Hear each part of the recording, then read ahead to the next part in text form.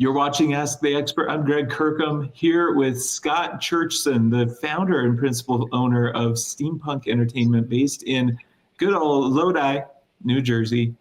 Scott, welcome to the show, my friend. Hey, appreciate it, man. Thank you. So what can I do for you? Yeah, so hey, let's dig right in. What inspired you to launch Steampunk Entertainment?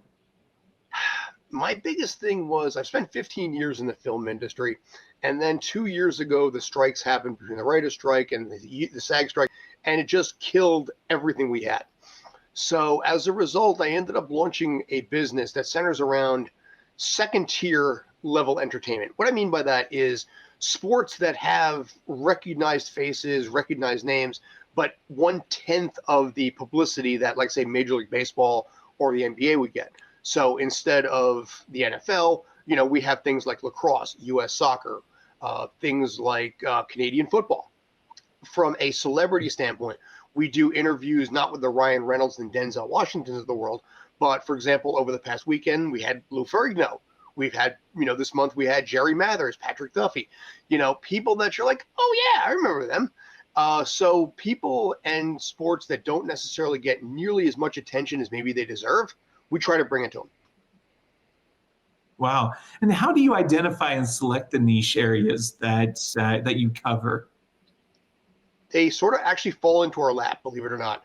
I started covering Major League Soccer about 3 years ago with another company, spun it off into my own thing. And then I realized from there that there is a great fan base.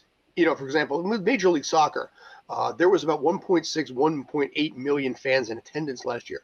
But even here in the New York City area, it is completely overshadowed by the Yankees, the Mets, the Rangers, Knicks, Nets. And as a result, that even though they're drawing 20, 25,000, even 30,000 a game, nobody in New York City even knows it exists. So we started actually coming up with different sports and just ideas of, okay, what could benefit from getting a little more attention? What players, what coaches, just highlighting the work that they're doing while all the major news outlets are focusing on, frankly, the bigger fish. We just kind of focus on all of the smaller ones. Wow. Well, that's fantastic. And I'm sure with as many years as you've been in the industry and as many different fields as you've covered and everything, you have a lot of really cool stories. Do you have any stories that really pop out as major ones that are really memorable for you? Okay, why not? I'm still tied to the film industry to a lesser degree, but I broke my toe on Friday on a Spielberg film. How's about that one?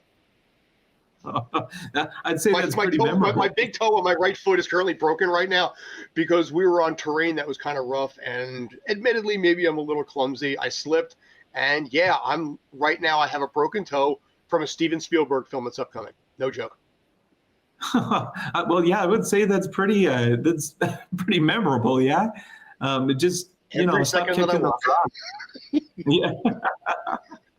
So, what advice would you give somebody entering into the industry? First of all, you are not your end result. I think, especially with the company that we have, and a lot of the people that have had success with us are not the people that are, 4.0 out of Harvard. The people that had a silver spoon in their mouth. We are a bunch of average run-of-the-mill people that, in a lot of ways, a lot of these people, were considered inferior, quote unquote, to what the expectation of society was. But the big difference between inferior and superior really comes down to your heart and your passion and your desire. So you need to find that. What is your reason for doing what you're doing? Is it a paycheck? Might not suffice.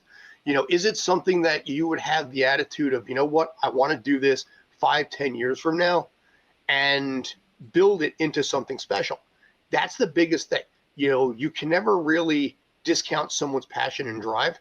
And for me, I would rather have somebody like that in my organization than that guy that was the guy on the varsity football team with a 4.0, or the honor roll, the ones that have never been tested. I want people that are life tested.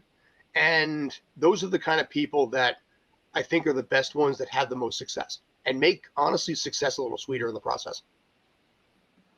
Fantastic advice, my friend. There you have it, Scott Churchson and Steampunk Entertainment.